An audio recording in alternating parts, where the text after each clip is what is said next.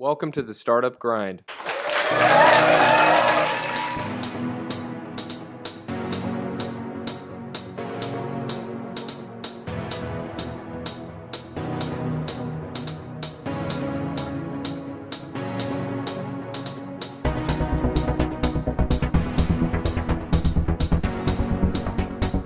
Tonight, I'm thrilled to have a gentleman here who I have respected and admired from afar for quite some time, and then had the unfortunate pleasure of actually pitching in front of the guy. But I'll tell you what, it was a very painful but heartwarming experience because he told me like it was. He called me on my stuff, and he gave me and my founding team some incredible advice. So we're going to have our fireside chat in just a second, and then I'm thrilled that we're going to have our featured local startup tonight, who is Breezio. And Breezio is represented here by, where's Karen? Karen McCord, the CEO, and Chris Frew, Vice President of Customer and Client Engagement. And we're going to get into a very interesting problem that they're facing right now, which is scaling their business. So we'll get into that in the second portion of the event. That having been said, I would like to introduce to you DC's own Mr. Cranky. Mr. Glen Hellman has been a founder, funder, a tinkerer, a breaker of things that work, and a fixer of things that break. Those are his words, not mine. Glen spent over 10 years working as a hired gun turnaround CEO for private equity investors, where he witnessed the root cause of corporate failures firsthand in his over 30 plus years of business. He's learned what it takes to avoid dangerous waters and what it takes to save a sinking ship, and we're going to get into that tonight. Glen is a Global 100 mentor at the Founders Institute and at Mach 37, a former board member at the University of Maryland Dingman Center for Entrepreneurship, a former Vistage Chair and Vistage Rookie of the Year, and he has served or is serving on multiple corporate boards, including such companies as Social Table, Ringio, Agility, and Living Canopies. He also serves as, or has served as, interim chief revenue officer for RevMetrics, Surefire Social, 10 Pearls, and he was, and correct me if I'm wrong, he was, until they kicked him out, a contributing writer for Tech Cocktail. They didn't kick me out. Glen left. They just didn't want me anymore. Okay. Ladies and gentlemen, I would like to introduce you to Mr. Glen Hellman of Driven Forward. I'm going to give you my business card, the can of whoop ass, as a thank you for having me. Here we go. Driven Forward's own can of whoop ass. Now, is this the chicken soup version, or is this the beef barley? You're going to have to ruin it to find out. It's underneath. Okay. Fair enough. Welcome, sir. Thank you. You are currently founder and CEO of a company called Driven Forward. Why don't you give us your 30-second elevator speech about Driven Forward before we move forward? So, at Driven Forward, I help CEOs, business sizes anywhere from $500,000 to $20 million. I help them figure out what to do, and then I hold them accountable to do it. And I do that in several different formats. I do it one-to-one coaching online, in person, and I do it in group therapy. So I have groups that a bunch of CEOs get together and we all cry together and tell our stories. Fair enough. Are you from this area? So I was born in Brooklyn, raised in New Jersey, came here and went to Maryland, University of Maryland, Okay. and have never left. So I've been here since '78. Okay, I guess that makes you a Marylander then. I live in Virginia now. Okay. But I was in Maryland until I got married about 5 years ago. Married the second time, yeah. Well, congratulations. Thank you. Belatedly. So, tell us about your family. So growing up back then, I had a mother and a father, both gone. Father worked in the same job in the textile industry in New York City for 30 years. Mom was a realtor. I have a sister and a brother. Brother is a startup guy as well. If you know of Nuance, the people behind Siri, my brother was in a company that they bought, was with them for a while. He's now an integrated health coach with a degree from Duke in their medical school. So he's actually left that, and he's coaching people on health and nutrition. Today, I am remarried, second wife, lovely lady. If you call her Mrs. Cranky, I'll need a third wife. She's everything but Mrs. Cranky. I have two kids. I have a 27-year-old who is second year at Harvard Law. He was an undergrad at Harvard. And is going to be in Baltimore as a clerk in the 4th District when he gets out, so he's very accomplished. And then I have another son who's more like his dad. Struggled in actually, he's better than his dad. He struggled in high school, but somehow he found his mojo in school, and graduated with 3.4. And I stopped writing checks for that kid in May when he graduated. He's got a job. He takes care of himself, and both wonderful kids. I've had a great relationship with them both. Okay. What do you enjoy doing when you're not being Mr. Cranky and you're not being the gentleman that everybody knows you to be? So I write a lot because I like to write, and that's sort of Mr. Cranky is a writer, and so a lot of my stuff is done in spare time. I play guitar. I love to travel. So Nancy and I just got back from 2.5 weeks in the Baltic States, where I just bought a ticket to get us into Stockholm. And then 2.5 weeks later, left Stockholm and said, Nance, figure out where to take us. And we went all the way around. We went to 6 cities, never one more than 3 days. And had a great time. Sampled the food, took a lot of pictures. We like doing that. Okay. All right. Walk us through a little bit your corporate experience.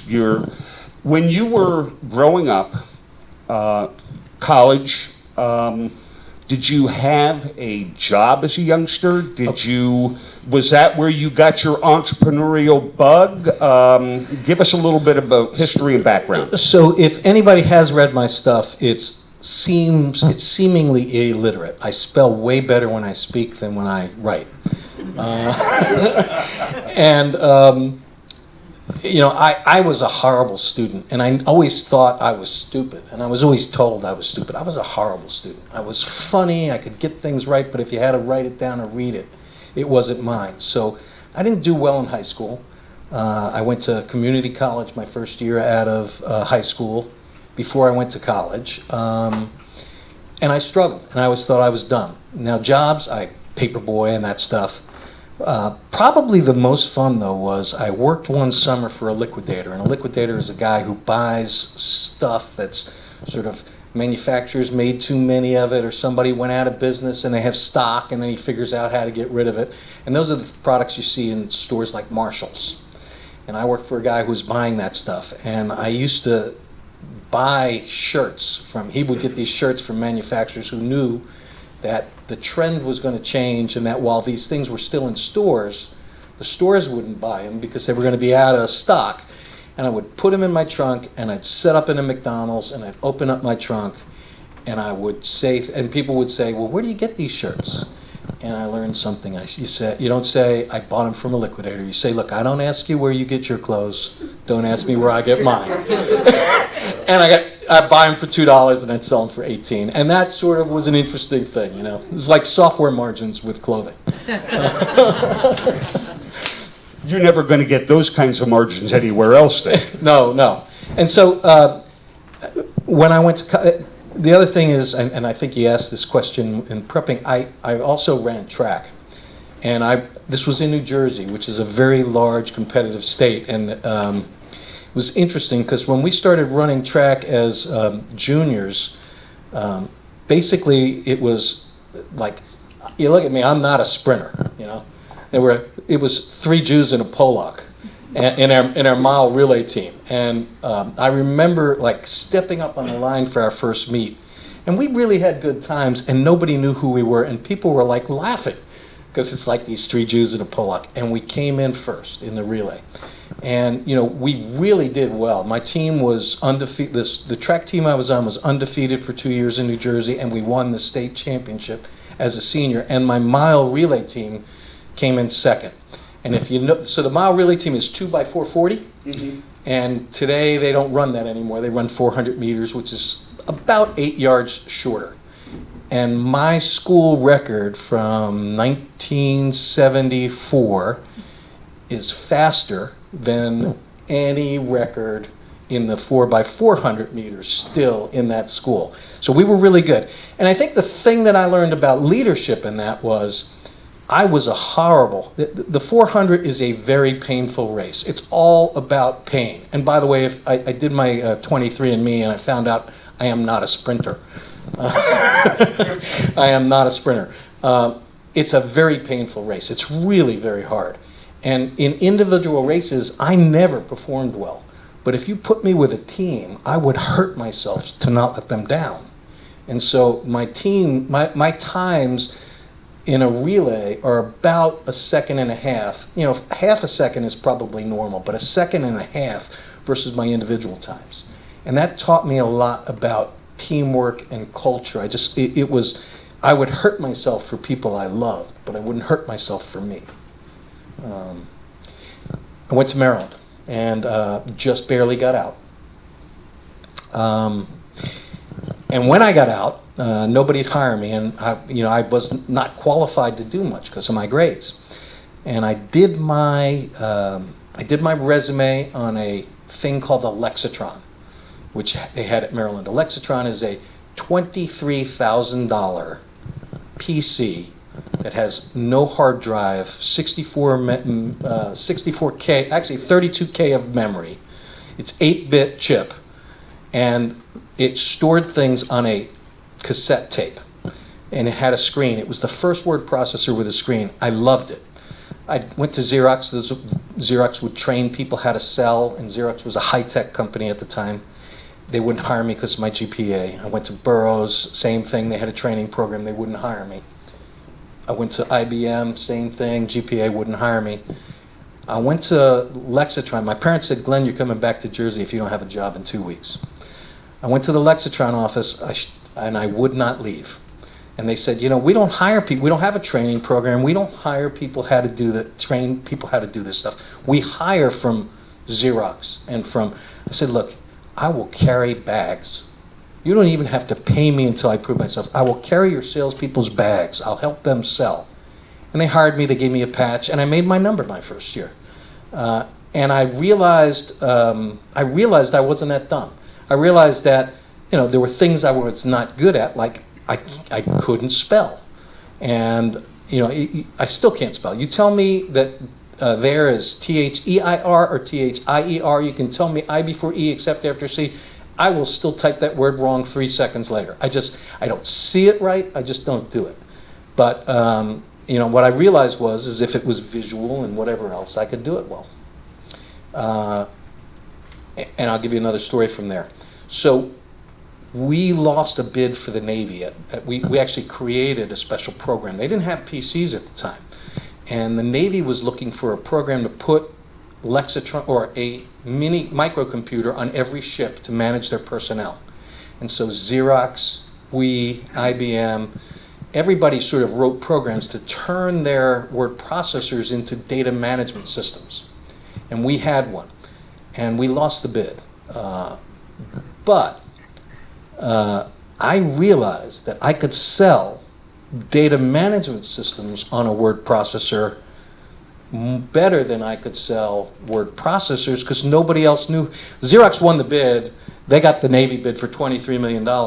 But, and I made $106,000 in 1980 in sales, selling data management to the Navy and to the White House. So instead of selling word processing systems that did data management, We didn't have a training course. I had to do my own, I actually created a training course. I would run classes, but it was worth it because I was like selling, boom, boom. Nobody else had anything like it. You know, it was highly differentiated, and I became a manager, and I got really hooked on startups. I mean, that company went public when I was there and then was purchased by Raytheon. First entrepreneurial venture. Yes. Yes. Okay. Then you went on to be a founder or an integral part of a number of other startups, if I'm not mistaken. So I was an employee and an early member of companies for probably 12 to 14 more years. And I believe in that. So I think that startups, it's an apprenticeship. You know, being good at startups is like, you know, how wrestlers practice their moves over and over and over again so they get muscle memory, so they can recognize patterns, and when the pattern is presented to them, they understand how to react. It's very hard to recognize patterns that you've never seen before. And so, you know, in business, this was not, I didn't plan my career trajectory. It just happened. But I made money at Lexitron and good savings, and then eventually I wound up at a company called Progress Software, where I was employee number 12, and we went public, and they loved me, and I did well, and I was a manager, and they gave me good stock. I managed a $20 million revenue stream for everything east of the Mississippi. I was the largest, most successful region for the company. We went public at that time, it was 1991. And our IPO, because they still did IPOs back then, was about 380 million, and I did really well. And then from there, I started my own company with two other guys called SalesSoft, and just had my clock cleaned. It was horrible. I put $100,000 of my own money in it, and I actually got fired I was the first person fired in that company. I was fired by the VCs. Because I was in charge of sales, and we weren't selling. Why weren't you selling? So I can give you a Weasley excuse. Don't give me a Weasley excuse. So my reason is I will tell you that we had a huge trial with a company called Digital Equipment, and so we had hundreds of sales, and the stuff didn't work. And if anybody's ever heard of Siebel Systems, which has been bought by Oracle, Siebel and we started the same month, and we raised money the same time.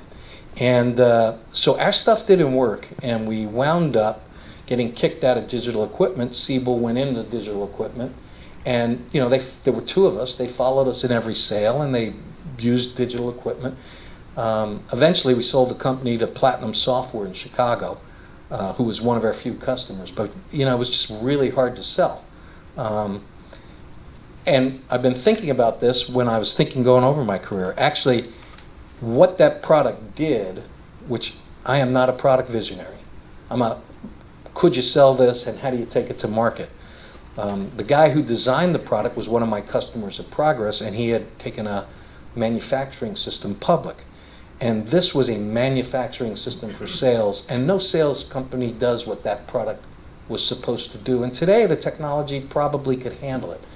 But the problem with making that work was the internet wasn't ubiquitous. There was no wireless connections. As a matter of fact, there was no internet. Email was a private thing at the time. And so we just had to jury rig and create a whole bunch of things that didn't really work well together to make it work. But it would be a great thing. So I've been thinking maybe I will do that. Okay.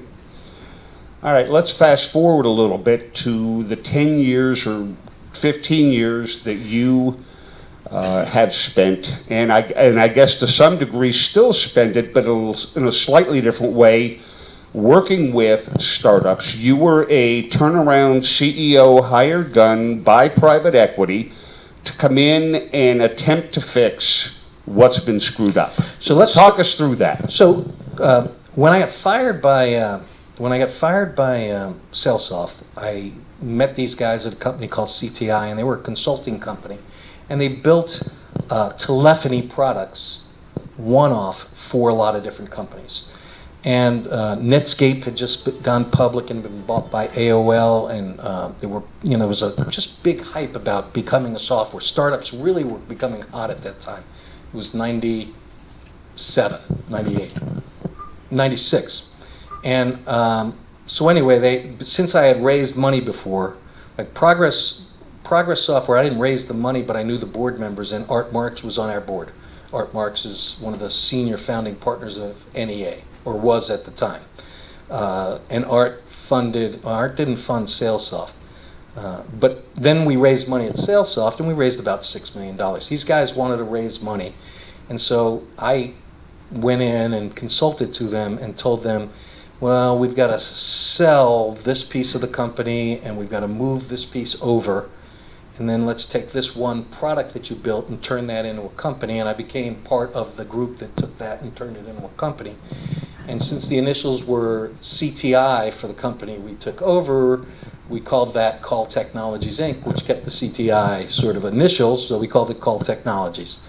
And we raised $12 million from NEA, Art Marks, FBR, Geo Capital out of New York, and Columbia Capital. And within 6 years, we sold it to 3Com for $92 million cash. It was a cash deal. And I had to stay with 3Com for a year to earn out the deal. I was the only member who had to. So I stayed with 3Com for a year. I left the year it was done.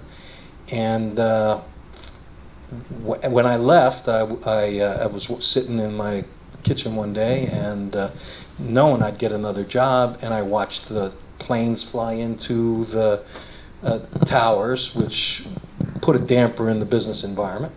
But that's like a first world problem to what was a real problem. And eventually one of the VCs, so I stopped looking for a job really, and then one of the VCs who was in Call Technology said, I have this company in Denver and in Australia that's very similar to Call Technologies that has a problem. And turned out I actually looked at buying them for 3Com when I was at 3Com, so I knew who they were. And I wound up, they hired me to be the CEO, and I replaced the CEO, moved him over to the CTO. And we returned $6 million out of 30 to the venture company. So it was better than a total write-off, which we were heading to.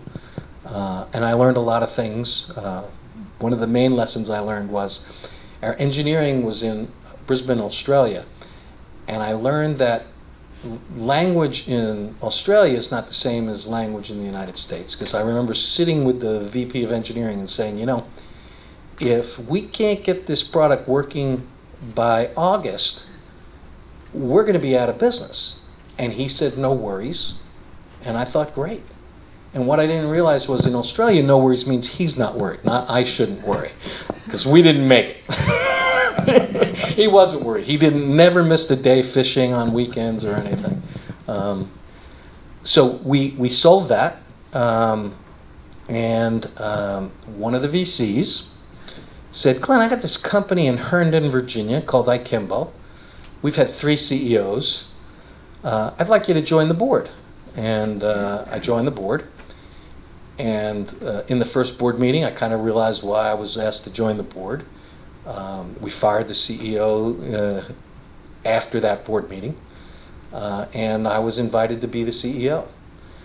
And this was a real learning moment for me, because not only did we fire him, but when I went to the board meetings, we did 2 board meetings before I became CEO, and every night after the board meeting, the board members would go out, have steak and scotch and smoke cigars and tell CEO jokes.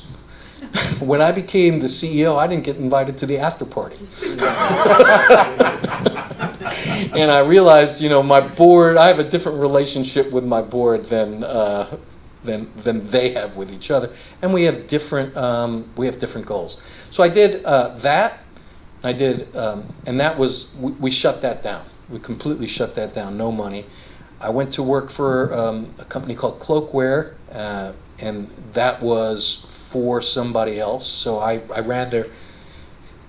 Cloakware did technology that got embedded in consumer in consumer electronics. And they were failing in Asia, so I became the general manager of Asia, and my job was to sell to LG, Samsung, Sony, Toyota, whoever had embedded software that needed to be secure and that could not be hacked. And so that's the sort of, and we sold that for $80 million. And that was a good sale, and the investors made money, and the investors in that were Intel, GlobeSpan, and somebody else I don't even remember. So we did that. Then I did a thing called Proxy Governance, which we sold to Ernst & Young. And Proxy Governance is a totally different business. We used to tell institutional investors who they should vote for on the board. So whenever you get a proxy, those things you never return, because you don't return them, Fidelity gets them also, because they own that stock. And what can happen bad is if Fidelity wants to get GM as a pension customer or do banking with GM, then they're going to vote for the GM board, not for you own stock in a Fidelity fund, not what's best interest for you, but best interest for Fidelity. So Congress had instituted a law that made it mandatory that you either be able to really justify why you vote for who you vote if you're an institutional investor, or you hire somebody to do the voting for you, and we did that. We sold that to Ernst & Young. It was not a great sale. And then I did one more. I did IntelliPark, which we sold the technology to a company I'm not even allowed to tell you about, but it was interesting. I learned a lesson, and Mr. Cranky comes a little bit from this lesson. We had sonar detector on our meters. So we made parking meters. We had a sonar detector. When you left, we zeroed out the meter, which could earn 40% more money for the jurisdiction, which people hated, but jurisdictions our customers loved. And so I put out one press release, and I was on TV on PBS. I was on TV on the local NBC station. I was on the national Fox station where it was covered. I read an article 1 week after that a city in New Hampshire had voted to buy our meters, and we had never even had a call there, just off all this stuff. And it was only because the stuff we did was so controversial, and that the press, well, look at our political situation. The press would much rather cover a car accident than a win or something important. So I learned that lesson in that company. Bad company, good lesson. Let's talk about Driven Forward a little bit. There are a number of things that you do that I'd like to explore a little bit. First is executive coaching. And you state something on your website that, CEOs and executives that participate in peer groups or executive coaching outperform their peers roughly 38%. Fact or fiction? It's a fact.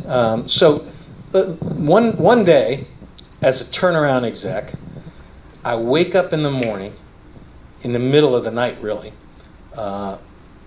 alone. I'm divorced now, and I'm sweating, and I'm just thinking, I can't do this again. I thought that when I took my first job, we had 380 people, and I had to take them down to 180 in about 90 days.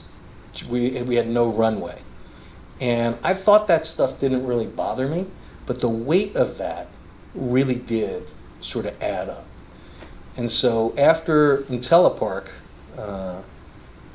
I kind of realized I need to do something else, and I kind of figured, if I had an analogy, I was in the hospice business. I was putting sick companies down as easily as I could.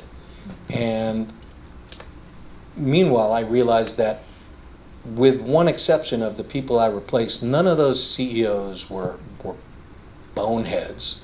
They weren't nefarious. Things didn't go wrong because they made horrible mistakes.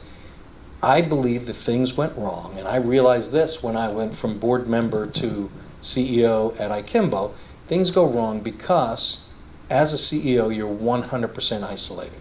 You can't share everything with your board. When you're the CEO, if you think about a whip, when you're the CEO, a whip moves really quick. And that's what life in a startup's like, this movement of a whip. Well, if the whip's up here, you can't share that with your board. It's not like you're hiding or you're nefarious. You have to manage your board. You have to talk to them about the moving average, not where things are right now. And if you don't have answers, you lose confidence. So you've got to present your board with answers. And if you get your answers from your CFO, you get them from his perspective, from his or her viewpoint, colored by what's good, what's in it for them. And if you go to the marketing VP, it's what his or her perspective is. It's colored by. So you can't share with them. You can't share with your spouse, because if you do, she's going to take the kids out of private school and, go back to her mom's because she knows you're going to be out of business anytime. So it is the most isolated job. It really is. And yet you make decisions out of isolation. And the other thing is that when we start, if you look at how the human brain works, when we're in a fear mode, we narrow our thinking and we make worse decisions. So when things are bad, we're not the best decision makers. I mean, all of us have been in front of a friend, having them tell us some problem they're having with a boyfriend or a girlfriend or at the job, and all of us know exactly what they should do, right? And they can't see it. Well, that's the same thing for the CFO or CEO. That's where they are. So I said, you know what? I'm going to try to go to wellness care instead of hospice care. And I joined this organization called Vistage, which has a highly selective selection process. I went through training with them. I don't know how many people they take and allow to go to training, but only 40% of us make it out of training. And then out of the 40% who make it out of training, only another probably 30% become chairs, actually start a group and become chairs. So I was rookie of the year. I did that for 6 years. And I got a little resentful that the training sort of slowed down. They got bought by a PE company, and they kind of lightened up on the training they gave us in the art of coaching and went a little more heavy in the business of coaching, getting new clients.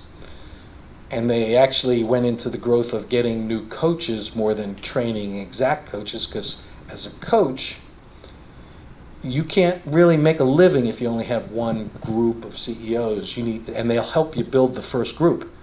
But that's like crack, because once you get a first group, you got to get 2 or 3 more before you can make a living. And then you're on your own, and then they'll start another one and get him to start his group. So I had an offer from one of my clients, which was a great offer, to become their chief revenue officer, 10 pearls. I took it. And after I spent enough time where I was no longer under my non-compete, I hung up my own shingle, and I created this blue ocean strategy version of Vistage.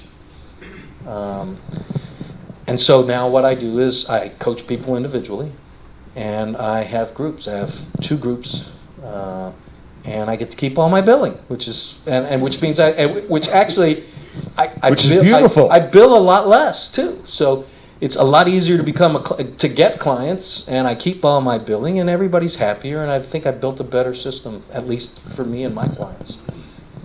Okay. You say something about strategic planning facilitation, and you say that you have come up with a just-in-time strategic planning proprietary process, and that it's lightweight strategic planning to set goals and create a lens with which to judge major decisions and strategy shifts.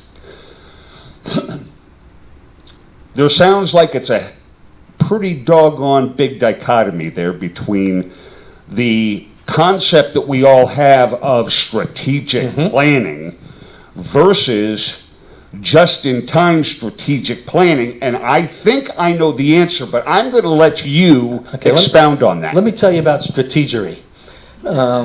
So my view on strategery is this. My favorite strategic quote is from one of the brilliant philosophers, Mike Tyson. And it's, everybody has a plan until they get punched in the face. And you know what? The first week you're in a startup, that's going to happen 5 times, and your plan's going to go to shit. Can I say that here? Yes. Okay. Your plan's going to hell.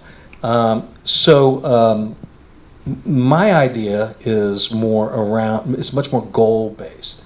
So my idea is to build a lens based on 7 different factors that allow you not to say that in month 3, these are the actions I'm going to take, but to view each decision, each punch in the face and how it comes, and then have a lens to view what should my reaction be based on these values, so that you make a decision. So if we were talking about a road trip, the difference between this and standard strategic planning is, in strategic planning, you would say, we're going to take Route 80 until we hit Missouri, and then we're going to make a left, and then we're going to make a right. We're going to go over this bridge, go through this toll booth.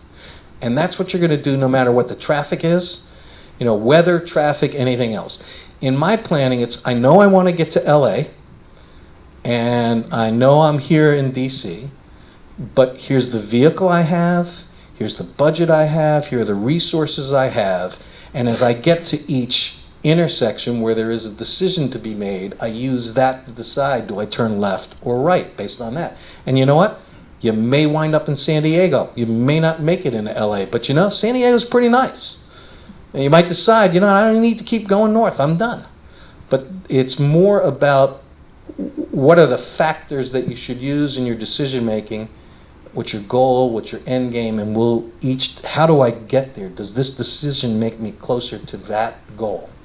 And by the way, that's about 30% of what I do is more consulting versus coaching.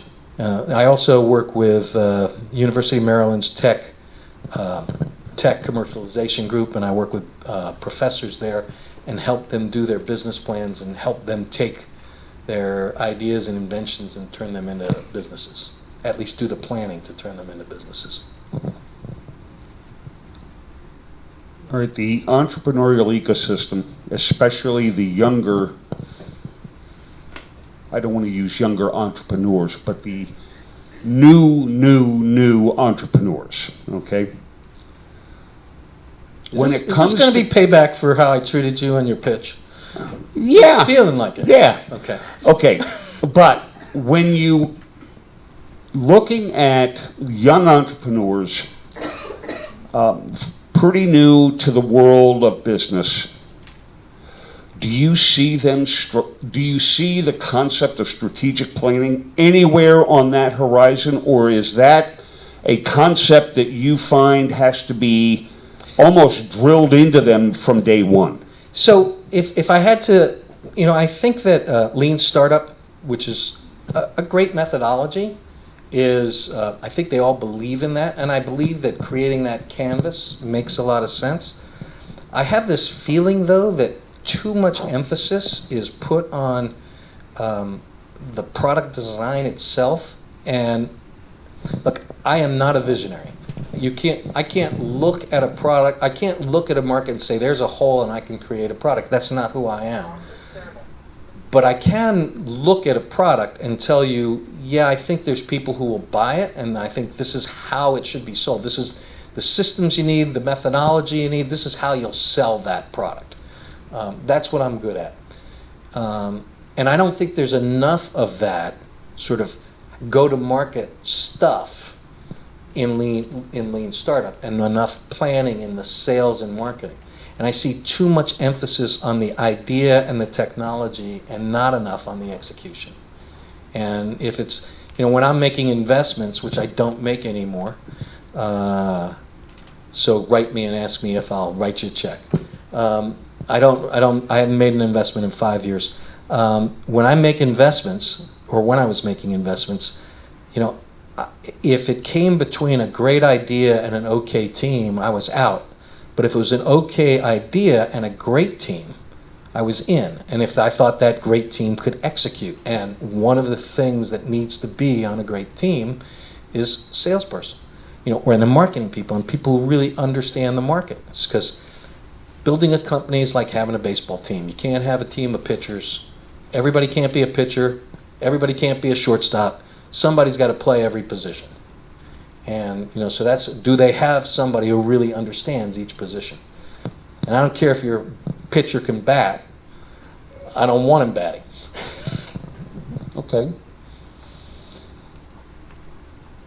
Team building and team building facilitation. You say something beautifully here, and that is when your team spends more time competing against each other than fighting the forces of evil, it's time to put things straight. And that. Did I say that? Somebody else must have said that for me. Yeah, no, I Well, get it. it must have been your ghostwriter with proper spelling. How's that? But you also talk about 5 dysfunctions of a team. Go into that for a few minutes. Okay, so that's a book, really. That's a great book, and it's got the facilitation in it. Boy, the name just slips my mind. He's written great books. That's an easy. Yes, Patrick Lencioni, and it's written as a fable, and it's got everything in it. But the key, I think, to building a team is, first of all, it's back to my 3 Jews and a Polak. We were a culture, We depended on each other and trusted each other. We spent a lot of time together. We cared about each other. We knew our families. Culture is the greatest predictor of job success than anything else. And if you don't define your culture, and if you don't, then you've got a horrible chance. You've got very little chance of being successful, because how will you recruit somebody who's a cultural fit? So to me, understanding your culture and hiring to culture is very important, because I can teach somebody how to make foul shots, but I can't teach them how to be 7 feet tall. And culture, if you want to have a culture of 7 feet tall people, that's not something you can teach. You can bring somebody in who's smart and have them learn, if they're a good cultural fit, how to learn how to play a position. If they're intelligent enough, they don't even have to have the experience. But do you have people who have the right aptitude for the job? So I run a personality assessment process called MPO, which one of the things we look at is like, I am not a detail, my spelling and everything, I'm not a detail-oriented person. But if you asked me to sit down for an hour and do accounting work and go through a ledger and make it work and balance, I can do it. It'll make me unhappy, it'll make me more cranky than I normally am, and I will not be able to do it for a long period of time. It's energy drain. And because it's an energy drain, if you make me the accountant, I'm not going to do well. Okay, I can do the work, but I'm not a good fit. So there's cultural fit, and then there's also make sure you got the right people in the right seats in the bus. And I'm a big believer in aptitude versus experience in that case. Did I answer that? Hope not. You did. Okay. You did. You came out today with I consider it an incredible blog post, which, by the way, you can all follow Glen and his blogs on his website, drivenforward.com.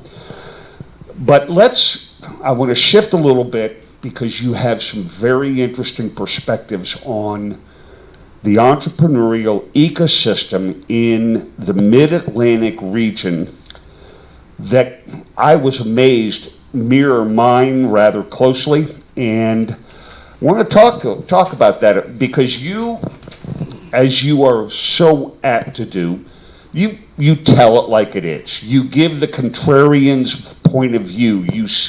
You say what you see in an unvarnished way. Give us some insights, because you have 3 major themes here. One is become a unified DMV. The second one is money, money, money. And the third is focus, focus, focus. Yeah. So, first of all, I think I never started a company or was with a company where we had thought that community was important. Community is us, the company. It's us against them. That was our community. Community was us and the people who possibly buy our systems. That was the community. When you run track, you can't afford to take steps sideways. Every step needs to be forward or you're going to get your ass beat. It's the same thing in starting a company. You're undermanned, you're outgunned, and every piece of energy you use must be going forward. So building community for community's sake and participating in community for community's sake doesn't move you forward. And so to me, there's a lot of rah-rah stuff and lack of energy and celebrating.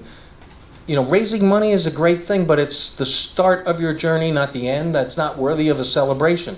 And don't spend your money on that celebration, which a lot launch parties. I mean, your customers aren't there. Who's at your launch parties? Spend time with your customers and your team. So that's sort of the focus piece. I think this whole focus on building community. You know what makes a great community? 100 successful startups with 100 successful CEOs and 1,000 people who have exited and have money and ideas to start their own companies and invest in their own companies. That's what makes a community. It's not like you sink a boat out in the ocean and make an artificial reef. The reef needs to grow organically from the bottom up. That's the focus piece. And the second piece, it is the second piece, and that is money. We don't have the kind of money we had in this town when I first went out and raised money. We honestly had 40 VCs, and I think we have, not counting the 2 state entities, we have maybe 6, and not very active, not very early stage.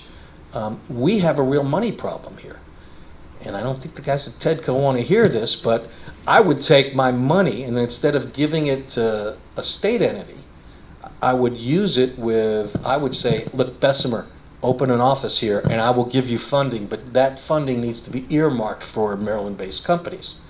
And they'll bring other parts of their portfolio here and I'd give them tax breaks, I think.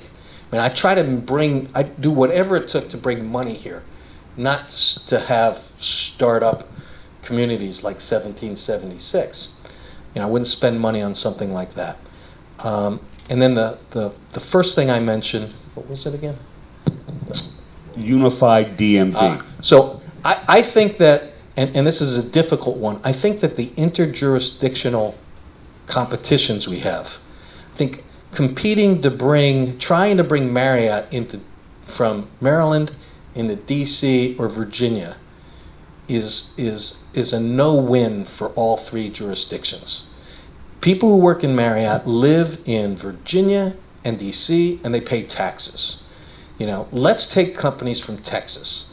I think that as long as we view the artificial river line and the DC line as competitors for tax base and not let's build the tax base together, I think we're going to be a second-rate startup community. I think that our governments fight each other, which add a lot of friction to the process and don't, provide the grease. So if you're in Silicon Valley, or Texas does a great job of attracting people to Austin. It's just, I think that we spend more time fighting let's move them across the river than we should. And that's not helpful. There's another thing I worry about in this area. And that is, I was talking to somebody about this earlier. In Silicon Valley, if you're the IT guy, you're like one of the stupidest IT people in the town.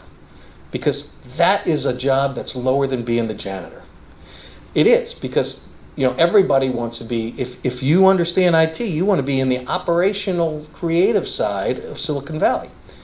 In Washington, D.C., would you rather be making an e-commerce website that everybody else in the world has done before?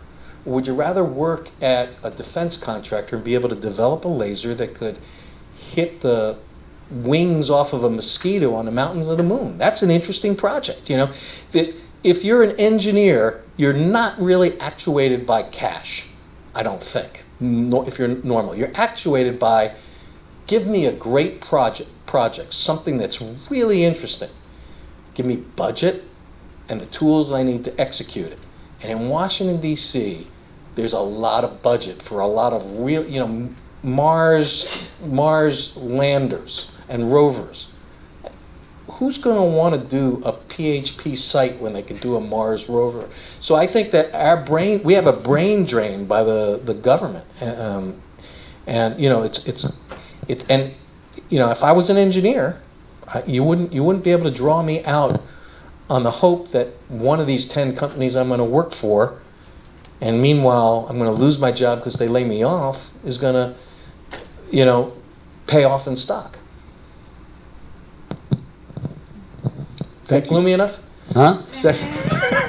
So in the next couple of minutes, share with us some of the most important lessons learned that you have not already shared with us about being a startup entrepreneur or someone who is managing an emerging high growth company. What can you teach us from your experiences? So that's a difficult question. As a coach, you know, I don't, every client is different. It depends on what their problem is, and it depends on what they think their issues are. I will say that, you know, it's great to go after billion-dollar markets. You should have a billion-dollar market that you're chasing. But what's the $100 million market where you're going to expend all your energy to start? Because you know, it's the 300 Spartans method of attacking a market. When they went against 10,000 Persians, the way they went against 10,000 Persians was, these were 300 of the best fighters in the world, and they picked a spot to fight, this narrow ridge between an ocean and a cliff, where only 30 of the best fighters could fight at a time. And so there wasn't a huge advantage of having 10,000 people when your guys could just keep winning and winning and winning. They couldn't throw 10,000 at you at once. I think when you're starting a company, niching your product enough, you know, so that you pick a sandbox where they go to the same trade show. You know, there's one trade show that everybody goes to. There's you know, 2 or 3 publications that you've got to get your name out in, and so every dollar you do is amplified. And when you do that, so I'm working with a company right now where they've never done that. They've been around for 4 years, and you know, they're under $10 million in revenue. And what we've decided is, okay, pick an industry, because they were getting killed on feature creep. The banking industry wanted these features, the insurance industry wanted these features, the defense industry wanted these features, pharmaceuticals. So they never had the best product for any industry. All their competitors are horizontal companies. So why not pick a market and don't chase money. Pick a market, be the best in that market, have the most feature rich, announce you're in that market, and when your investors say, well, that market's small enough, say, well, I'm going to be efficient with your money, and when I own that market, I will have credibility to move to an adjacent market. Move to a market at a time, and don't chase the dollars. There's one word that I heard in all of that you didn't say, but I think it's beautiful, and that is, it's all about focus. Yeah, focus. Bottom line. Yeah. Focus on what you do best. Right. And don't take a contract just because there's money there that's going to kill you and take you out of your sweet spot. Thank you, sir. Thank you. Now, hold on. Oh, Now we're going to have a little fun. What's the unhealthiest food that you eat on a regular basis? Well, I'll tell you, for lunch I had duck prosciutto. Okay. I got it at a market in Noma, north of Mass in DC. But on a regular basis, you know what? Every time my wife goes out at night and goes someplace with friends or something, I punish her and I'll go eat a big steak because my cholesterol's high. So it's really I'm a steak guy. So her punishment, and it doesn't work. She still goes out, it's a win-win. Scale of 1 to 10, how weird do you think you are? So I'm going to just say, I met my wife on Match.com, and one of the things about Match.com 10 years ago was it's one of the things was you love these things, or things you love, and one of the things was, do you love skinny dipping? So I never met a skinny dipper in my life. So so that's a 10. I think skinny dippers are 10. I've never skinny dipped. I've never met a skinny dipper in my life. But I'd say I'm a 6 or 7 on weird. I try to freak my kids out all the time. Like they're always saying, I can't believe you just said that to the waitress. All right, can you name 3 consecutive days without using the words Wednesday, Friday, or Saturday?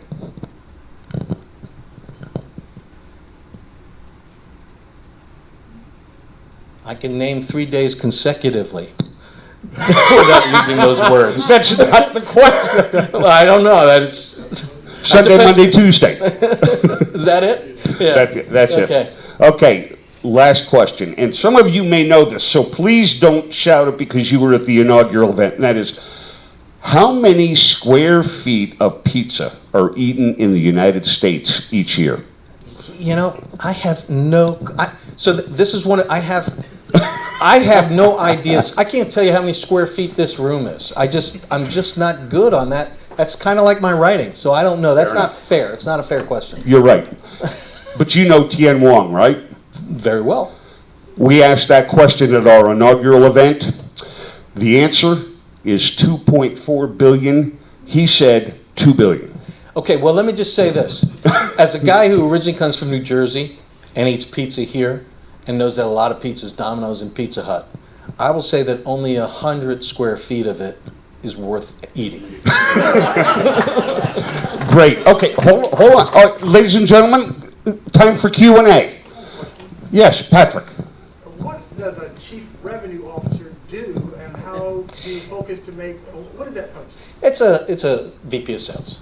It's a VP of sales. That's all. It's just a glorified. You got to give the guy. You got to give the old guy a C. Can't be a V level. Got to be a C level. Yes, Barbara. You mentioned that you stopped investing in companies 5 years ago. You also mentioned that you got married 5 years ago. Is there? So first of all, Nancy and I usually co-invested before that. So I knew Nancy 4 years before we got married, and we co-invested. No, it isn't. It's just that I guess it was based on college expenses and return. I mean, years ago I wrote, being an angel investor, which we haven't even gotten into, but being an angel investor is really philanthropy. You do it because you love startups, and I was giving back to the city. And the write-offs are not as dependable as giving it to the opera or to hurricane relief, because you give it them and you write it off that year, where I'm just got investments that I know are going to be write-offs that I may never even get. So it just got to the point where I had enough money at work or at play or at something, and enough was enough. And by the way, so number one angel investor, you didn't ask that question. Oh, yes. Sorry. So first of all, that's such horseshit. Okay, Tech Cocktail ran a poll, and they had a list of 80. Peter Thiel, Ashton Kutcher, real people who write real checks, who didn't give a shit if they won. And I said, this would really look good on my website. So I ran for office, and I tweeted it out, and I sent it to my friends, and I wrote a blog post about it, and I won. I got 23%, the next closest was 16%, and then everybody else was under 5%. But I was the only person who ran for office, and I will tell you that I am not even the #1 angel investor in my house, much less America. You mentioned culture as being a real important piece to it. What advice do you have for small businesses and entrepreneurs in terms of establishing that culture early on? Because when you only have a small team, it's the right time. Yeah. It doesn't seem to be much because you only got 2 or 3. So the hardest time is when you have a large team and you're trying to turn them around. That's really hard. So small team's kind of easy. So here's what I recommend, and I work with the people I coach, is what are the things that define you? You can't game it, first of all. You have a culture already. You do want to define it. So social tables, which I coached Don for a while, and one of the things Don came up with when we were doing this exercise of what defines you guys. And one of the things I loved, he said, because he kept complaining about the people he had who always had excuses of why they couldn't get things done. They came to him with excuses, and he created, I want a yes-if culture. That was one of his cultural aspects. I want yes-if. We are a yes-if company. Nobody says no. Yes, if you gave me $7 million. Yes, if you gave me 10,000 people. Yes, if I had another month. But it was a yes-if culture. So there are things that define you as a group. And my recommendation is you've got to pick 3 to 5 of those. What they are, elements, no more than 5. And you can encapsulate sometimes multiple, but you want people who are creative? Yeah. Do you want people who are customer focused? What are those things? Look at your team, define what those 5 things are that are compatible, then do it with the team. Do the exercise with the team. And if you know what the 5 are, it's highly likely that we'll come out with those 5. But people execute better on plans they believe they've developed themselves. So don't dictate it, have them develop it. Paul. This is just an observation, but you describing yourself as a bad student and not good in school. It paralleled a number of instances where you overcame obstacles that either people threw at you or the world did. After 30 years of working with business owners, I've noticed that a disproportionate number of them are people that were at best bad students. In many cases, they had severe learning disabilities. And the key is that they learn to overcome things that the rest of us don't understand. So Harvard and I kids. want somebody to write a book about that and study that. I've written a bunch of blogs on it. And there are studies on Harvard students, your typical Harvard student, and I have one, undergrad Harvard, law school Harvard. Your typical Harvard student has never, ever been challenged on anything. And so you don't really know if they have grit. They've never learned how to develop grit. But, you look at Richard Branson, who has horrible learning disabilities, and the fact that he actually completed school means he went through a gauntlet. That other and lesser people with learning disabilities who didn't make it through that gauntlet, they were weeded out. But he's made it through a gauntlet, and yes, grit and overcoming obstacles. So that's one of the reasons. VCs love immigrants. People who've just come to the country, or who's first generation immigrants, because they've had to overcome a lot of obstacles, and they've got built-in grit. Our kid, I don't know about you, but I used to go out and play. My parents said come back when the lights went on, when the street lights come back on. I didn't have play dates. I didn't have referees.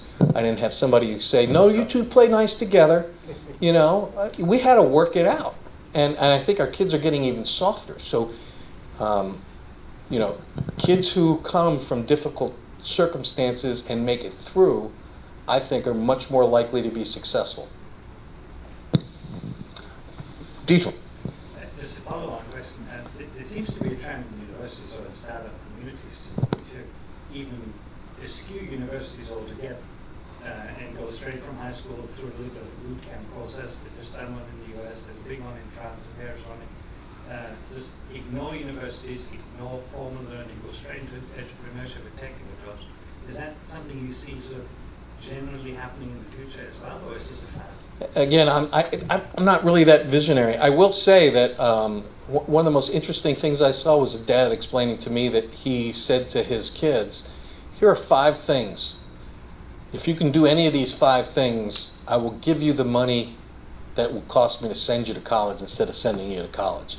And like one of them was, if you can create a YouTube that has 1 million viewers, you know, I'll just, instead of paying for college, you don't have to go to college, I'll give you the money.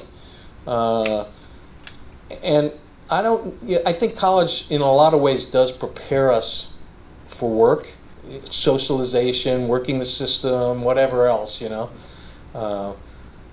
But I don't think it's necessary. And Zuckerberg didn't finish college. Gates didn't finish college. One more. Brian. So you had spoke about the investment community in general in the DMV area. A little bit about, I thought your insight was really interesting about entrepreneurs. Let's say that the new entrepreneurs, they haven't developed the ability to see things in pattern because they haven't experienced them yet, or something like that. I'm paraphrasing. Right. So between this investment community and the entrepreneurs, you have organizations like MCE, TEDCO, 1776 you mentioned. Among those groups, what is your take on, are they filling that gap sufficiently? I don't think we are in the DC region like we should be. So, you know, I don't, there's like tech stars.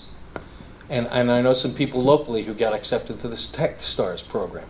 So there are some accelerators you can get accepted to. You got to move and learn that are doing it. So Nexercise, which is now Swarkit, went to Tech Stars.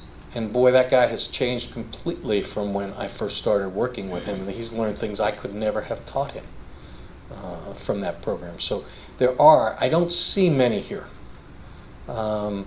I think the universities do a really good job, all of them. But to me, there's always been an apprenticeship. You know, for a lot of skilled jobs, I wanted to be a plumber. My parents made me go to college. You know, I wanted to be a plumber, which I would have had to be an apprentice. And while I didn't do it by choice, I learned business by working for great CEOs, bad CEOs, great sales managers, bad managers. I couldn't have learned that from a book. So, you know, having job experiences in the kind of companies you want to start, I think is much more valuable than simulating it. Glenn. Thank you. Thank you. You're going to stay around for a little bit. Now, ladies and gentlemen, I would like to move to our second half, and I would like to invite Karen McCord and Chris Frew of Breezio to come up. They are our featured local startup, and we're going to help them solve a couple of problems that they're having. Well, I'm not going to say problems, they're challenges. I think that may be the right way. And what I'd like to do is for you guys to start out and give kind of a, not a real in-depth overview, but at least paint the picture of who you are, who Breezio is, where you started, where you are now, and then let's go ahead and get the community involved in the problem that you posed to me. Sounds good. Great.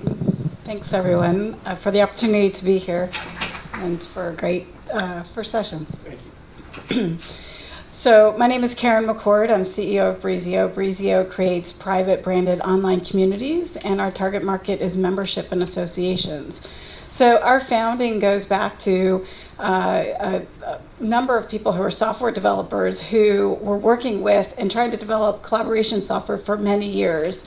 And they had this fundamental problem when it comes to collaboration software in that when you think about Collaboration across email is not really collaboration. Collaboration across file sharing is not true collaboration. So they fundamentally changed the way and worked with software to have at the base content be the place where in and around you can have contextual conversations. And in doing so and thinking about that, what you're really doing is creating that place for knowledge and where knowledge can grow from. And the thinking was that, so they understood software, our co-founders did, and they thought the best application of this is where is knowledge growth happening the most, and that's in the sciences. So this is where Chris and I come into place. I spent 25 years doing global public health. I lived, breathed, worked through all kinds of challenges in the drug development and felt the pain of not really be able to have an online collaboration space. And so when I saw Breezio for the first time, recognized that there's really something different about this software. Chris also, he can tell his story a little bit too as to why he's in that space. So we're this founding group that started Breezio and tried to sell into the science space and found ourselves kind of banging up against wall. We were really just too early, didn't have enough of the infrastructure to sell into that space. So we pivoted into membership and associations, where the software is just naturally aligned with all the things a membership and association is trying to do. So we started with friends and family round, enough money to really get us going to work in that space. We just secured a lead investor, which actually is not from this area. So our lead investor is actually from California, to your point about this area. And we're at the point now where we're looking to bring all the components to take the starting foundation of Breezio and help grow it. So that's kind of, I'll start with that, and then let Chris talk a little bit more about the granular interaction of working with our customer. Thank you.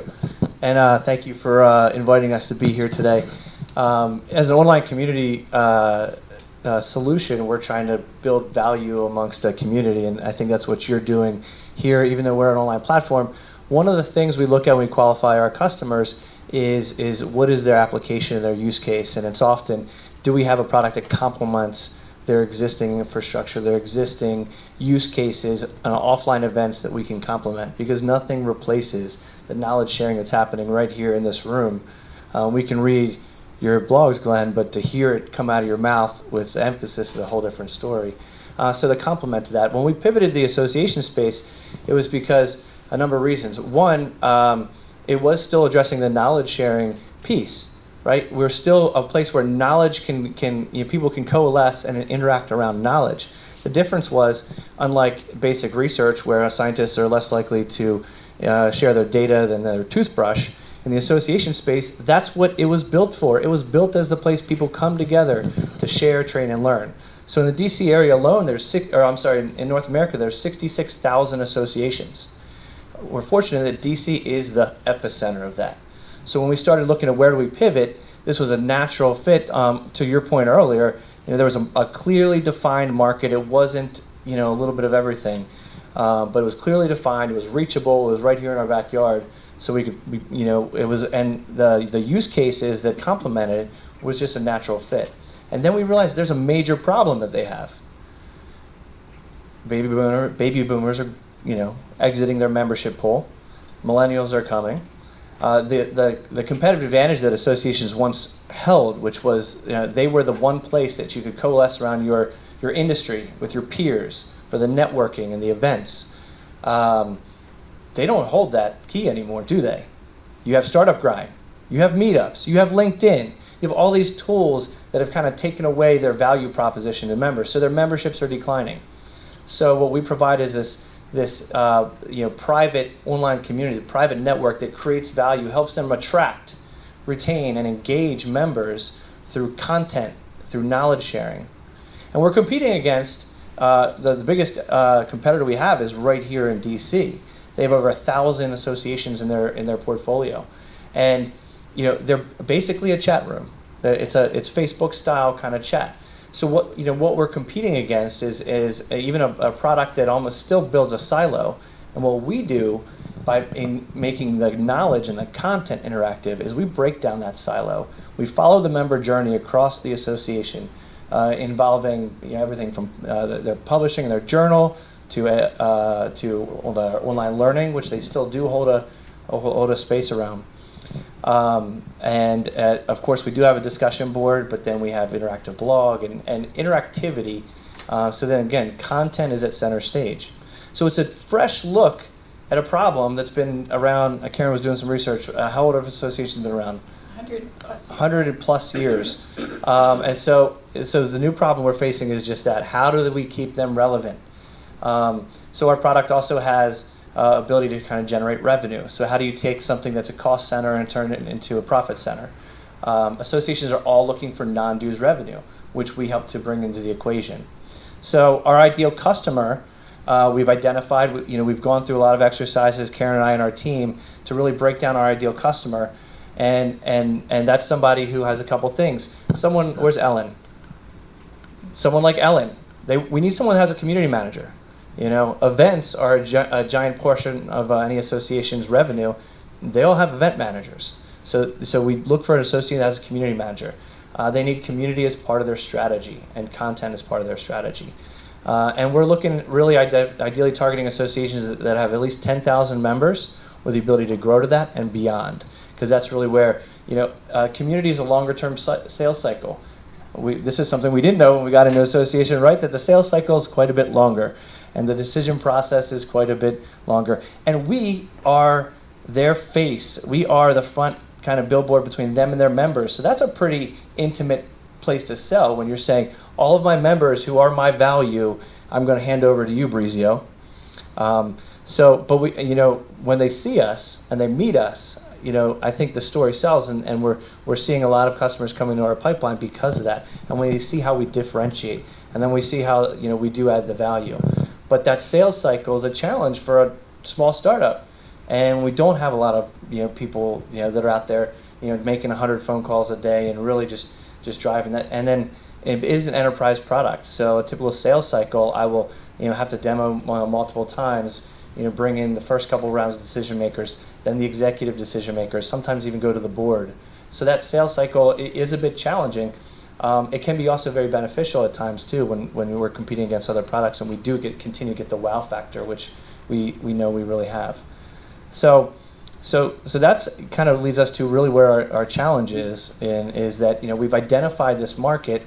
However, and I'll let you talk where we are on our raise, but. So I don't know, do you want to, No. so at this point now, we've got a lead investor, and one of the things, and we've had a chance to talk about this beforehand, so a couple of things that you're hearing, but one of the things is that when you do go after a niche market, and we've really decided and we believe that it's the way to go to take that approach.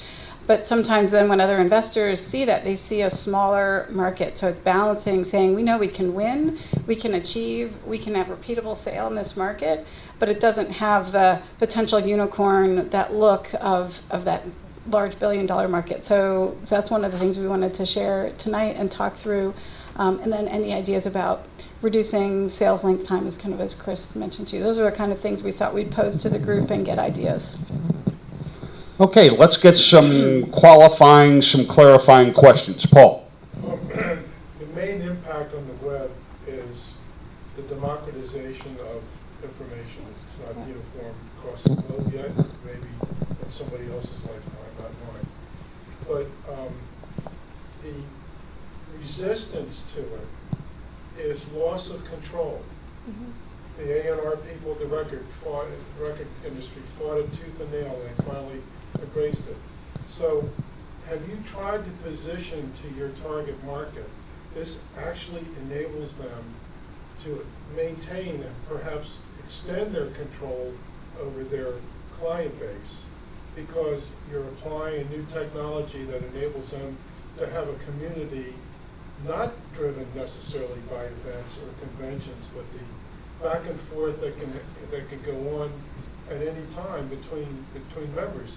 Is it searchable? If people are sitting at 2 o'clock in the morning scratching their heads saying, can they go into this and say, is there anybody in my association who has this expertise or has an idea on this?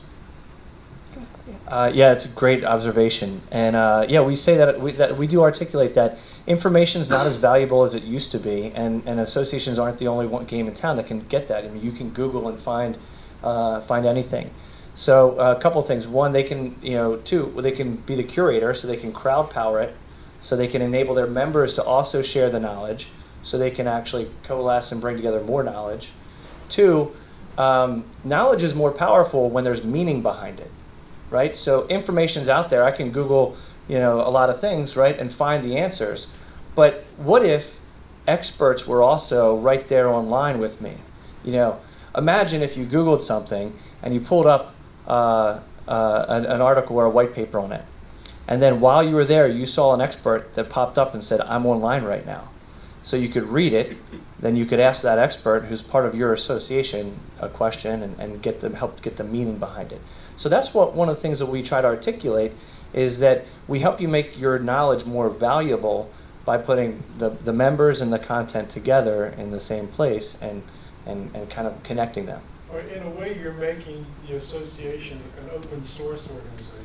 Yes, and often... We all know how people scream and yell about Linux and all that other stuff, but open source worked. Yeah, absolutely. And often there's still a little bit of this firewall. They want to really kind of put their wall up and their guard up, and they want to control that. But there is the innovator. We are working with that innovator kind of mindset right now. So the idea of opening up a marketplace. An example: American Society for Plant Biologists. They have 10,000 members. And they went through a study and found there's 110,000 potential people interested and that are in the sciences around plant science. So they opened up their membership wall a little bit, created a marketplace for plant science. Anything you want to know about plant science, they're curating, and then it becomes a funnel to membership, increases the value. But to your point, they become like an open source. So I guess the thing that I wonder about is, have you studied buying cycles in your target market?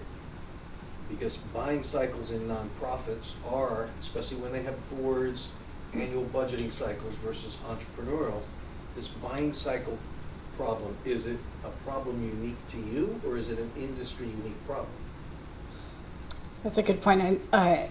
I'm pretty sure from the work we've done is that it's a very good point that nonprofits have an annual cycle where they're budgeting and getting approval, and so to Chris's point about trying to make sure it's in their strategy, and therefore it's in their strategy, it's in their budget. So, and I think we can probably invest a little bit more in that. I mean, we anecdotally, and we've there tends to be a buying cycle here at the end of the year. And we've talked to a number of consultants about it as well who are in this space, and so their advice also is you really got to do big marketing pushes in the spring, which we missed out on a little bit this year before we got our marketing right into it, because often the buying happens later at the end of the year, and often they even said, which is really frustrating as a startup. You'll pitch them, they'll be great. Associations have this tendency to not want to communicate with you. And then all of a sudden you'll get a call at the end of the year like, oh, we selected you. But it is partially because of that cycle. This is really, since we pivoted, this is kind of our first true year into it. So I think we're still learning, but I think we could probably continue to hone in and understand that better. Let me ask you a quick question, and that is, well, first of all, you know about the product life cycle, and that is that there's a point called crossing the chasm. 3.5% to 4% are what is called bleeding edge, or your real innovators in any market. The next 13.5%, 14% are your early adopters. And if you can get those two segments on board, you've then hit that chasm that then allows you to go on to the mass market. Have you identified, or felt like you've identified, who within your sphere of potential clients would be those innovators? And then getting them on board as early as possible and getting them to become evangelists for you to help build the early adopter segment to help move you forward. So we absolutely have been working with the innovators still. I think we are about to make a marketing push to more of that early adopter. And we've done some target marketing. So one of our biggest competitors was acquired by the biggest competitor. The one that was acquired has some similarities to us as opposed to the one that acquired them is really we're a big differentiator too. We have one of our customers, ASPB, who I mentioned before. They are absolutely an early adopter. They are an innovator, and they are a thought leader, and they're known in the space. Karen met them actually at an innovation co-panelist. panel, Yeah, I was a right? co-panelist on on innovation and right, and Yeah. in the scientific publishing piece. And we've also, one of our board members is a CIO at the American Society of Association Executives. So we are working with the leading groups and to it's an be association thought for leaders. associations. Yes, it is. Yes, it is. Brian. So I'm just curious. I'm not sure if I understood this completely. Is your technology modular for that industry? Meaning, can you like turn on and turn off certain features and aspects for a particular organization that might be, maybe they're nonprofit, or maybe they're, they have some other driven mission and profit's okay, but they're really serving an association on a national level, for instance. Is that? Yeah, absolutely. We're a SaaS company. We're in the cloud. We're our solution is very configurable, very customizable. So we were built with really well developed APIs. I had a programmer once tell us they were beautiful. So I think I'm not a programmer. I'm not a speller either, Glenn. I'm two things I'm definitely not. And so I have two follow-ups to that. Yeah. So if it's modular, I guess the first question is, what's the price point? You said 10,000 members and above. Why? Why so big? Why not a smaller organization that might have 1,000 members? Yeah, that's a great question.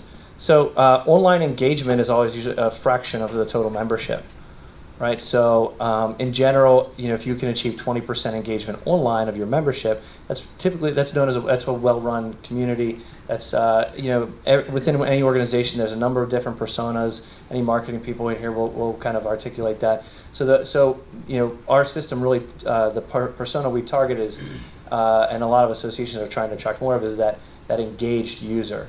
Right, so that 20%. A lot of them are operating at 5% now with current systems, and some of them with really good community managers are above that. Okay. So at 10,000 members, the value for the organization, our customer, is really there. Our price point, our target price, at that market level is about $30,000 a year. So we also price for scaling and growth.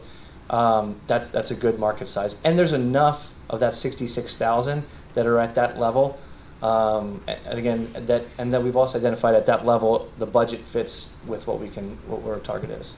So the follow-up question, which could be a potential solution then, is, have you considered offering a lower feature-rich solution, since it's modular, at a lower price point to try and get some people on the hook? Maybe you don't want to go in this direction, I don't know, but an alternative to Meetup, for instance, that really is focused on helping people grow their organization and communicate internally, because that's one of the challenges that I think that's out there. Is I'm a member of a couple associations, and that's something we're facing all the time.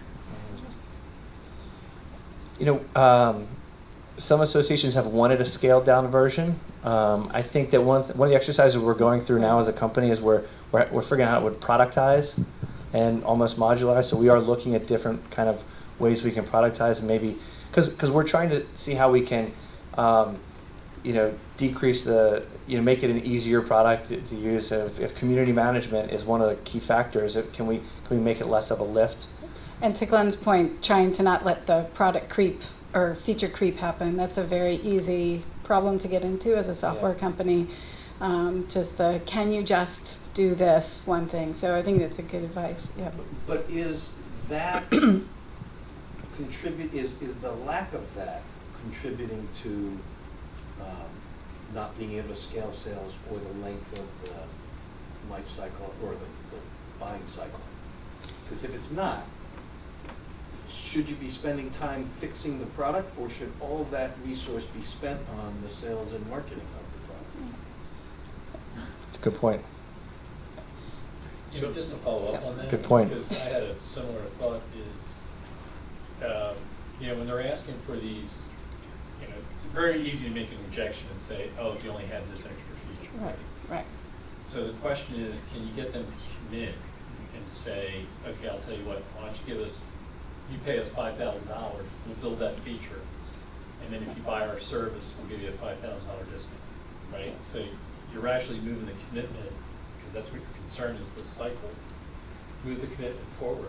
Get them to commit to something small that's a benefit to them, and then see if it leads to something further. Yeah, it's a good thought too. I think the challenge of an enterprise sale though is you're typically fitting strategically into the top level. Again, we're member facing, so and we do push back.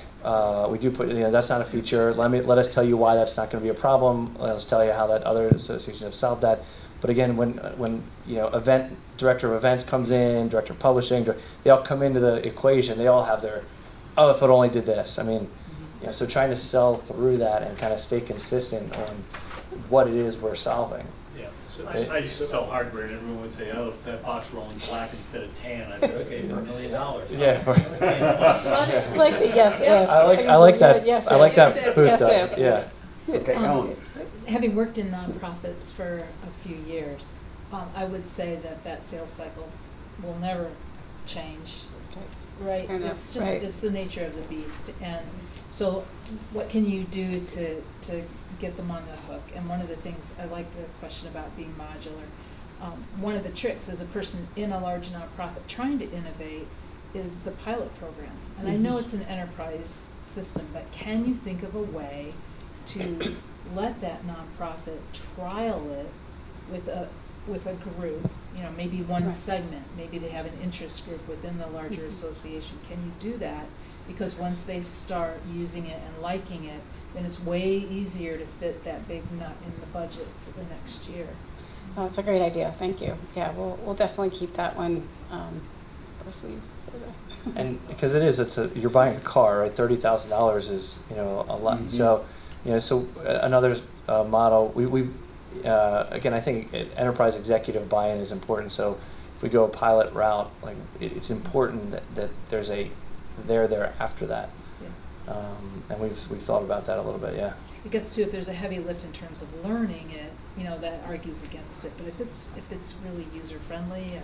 Yeah, I think the product's really well designed. If you think about an onboarding, though, we're consulting for up to 90 days before we implement, and for 90 days we're consulting them on strategy. We're implementing. We're linking up with their AMS or CRM, their branding. So there's even if we do a pilot, if it's not branded, if it's not it doesn't have the impact factor that it would if it was a full enterprise. So we've gone back and forth. I mean, that's one of the things that we've gone back and forth on is to do the pilot or not, especially as a startup. If we invest in a pilot, that we're still investing, they always say you're going to spend just as much time on a small sale as you will a large sale. So we do the pilot, and 50% of them don't work out or, because of internal factors or whatever else, then so we've gone back and forth on that model, and we've been taking, I guess, at this point, case by case. You said that you were integrating with CRMs and other software systems that the associations are currently using. Have you considered perhaps partnership or working through one of the other companies that are already supporting to modularize with them, or that they could probably give you a lot of insight on how the associations work, what their sales cycles are, which ones to focus on, which ones have the budget? They could give you a lot of that kind of information. Have you partnered or thought about partnering with any of those, or identified partners? We've done a little bit of that, so it's definitely an area where we're looking to do more of that. So, but it's a really good idea. One of those things is keeping agnostic to it a little bit, so it's a balancing act as well, so that we can partner with all of them in the group. So, I have a client who is in that exact market. We'll excellent. get you Thank some you. contact Thank you. information. Thank you. That's great. Okay, Paul. At the risk of beating a dead horse, another part of the diffusion theory of innovation is making your product divisible, which is a very strong argument for a pilot program. The other thing I don't understand is why is it $30,000 and not so much ahead? I mean, is this a recurring revenue model? It is, but that's our target. So it is scaled by members. So Oh, it's scaled by so it would members, so scale up. So if we're it's- working on if we're at a $10,000 market, that's about our price point. I mean, we're going to be six figures when you're up in the 100,000 markets like the American Chemical Societies and the IEEE we were talking I think about. Ellen's point about a pilot is critical. And you make it divisible. And what you have to do is devote the energy to training them and vetting them, that they have the guts and the culture, the strength to make the pilot successful. And one of the things that may be in their brain is that it isn't divisible. Yeah, it's a good point. And it's a really good point. I think that, again, as lessons learned, we've done a couple pilots, and I think when we reflect on it, probably that piece of it, the qualification, and really did they have the right culture to take it past the goal line, or were we going to be in that red zone forever? I think that some of that qualification and making sure they did have, to your point, like the guts and the, to move it forward. Yeah, thank you. Time for one more. Add-on question again, sorry, about pilots. Have you baked into the product success criteria and driven towards this in pilot? So have you spent the time building things like member retainment or whatever the success criteria for clients would be, building it into the pilot? So you can demonstrate immediately whether your pilot was successful online and in real time. Yeah, so that's a kind of do it. Yes, and it is hard because those timeframes are still long, right? You're not going to get immediate adoption in a short period of time. It just, again, you're member facing out to a community, and so it's a balancing act. So we have done some of that. It's a balancing act for the time frame to get to those success factors. We do have them all built in terms of how we work with and build ROI for our customers. Yeah, so we do have the ROI equation, and we do build that in. But the challenge of it's a 6-month pilot. I mean, even that thought leader that we talked about, ASPB, they know that at 6 months they only expect this much, and they're playing, again, community for them is part of their long-term and short-term strategy. So that's part of our qualifying factors when we're rating our customers and our pipeline is, is it part of your long-term strategy? Do you have the guts? Is this where you're taking things, or are you just, trying something for the here and now to, get a promotion or something else? I mean, it's got to be part of that vision. Thank you. Thank you. Thank you very much. Great input.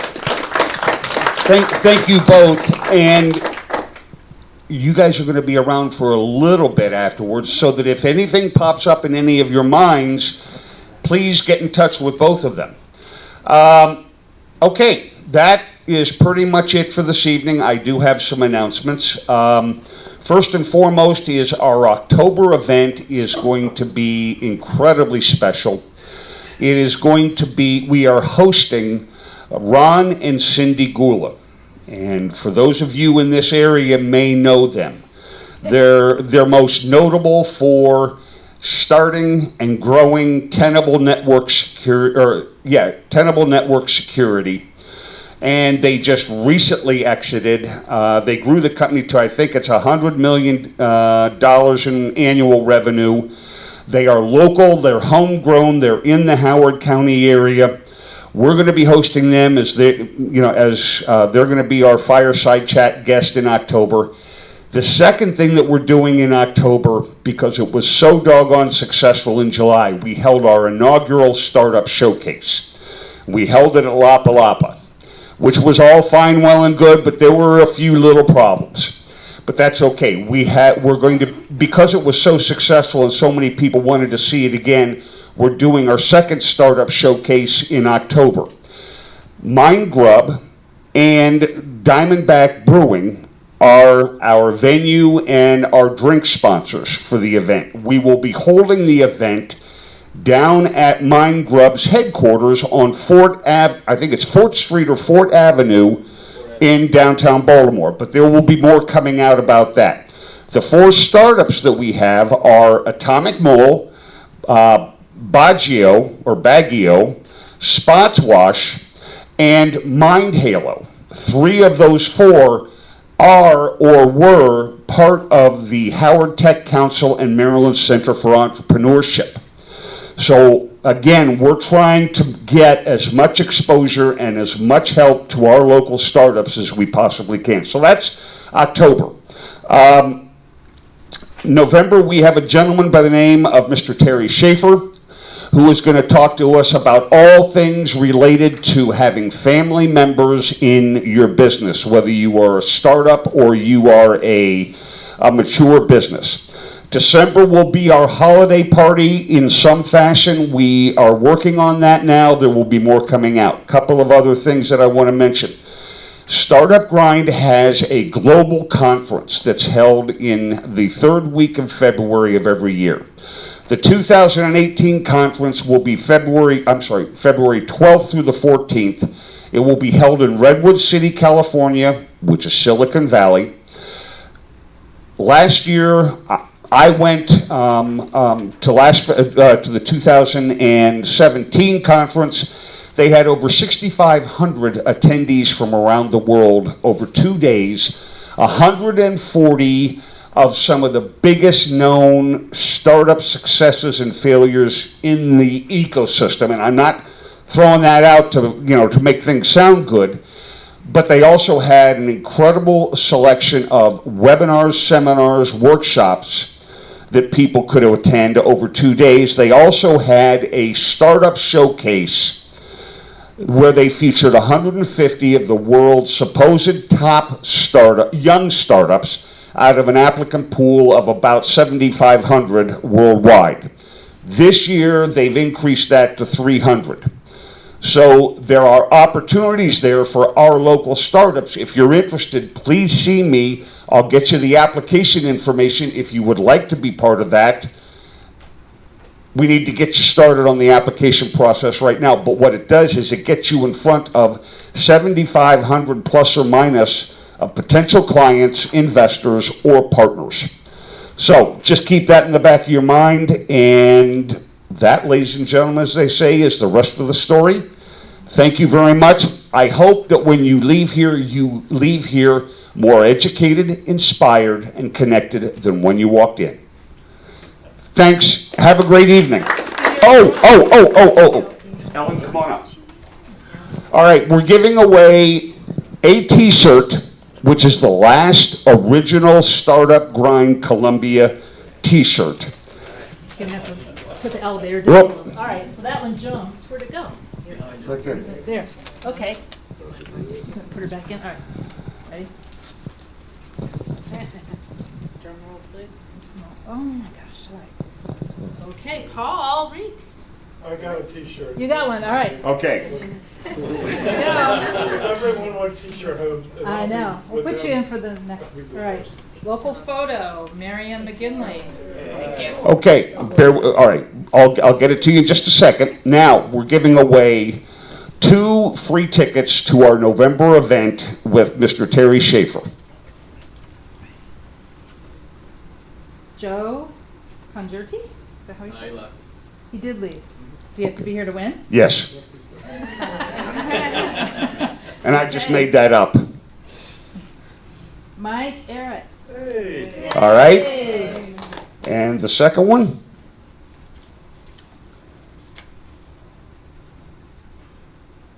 Karen the Giver.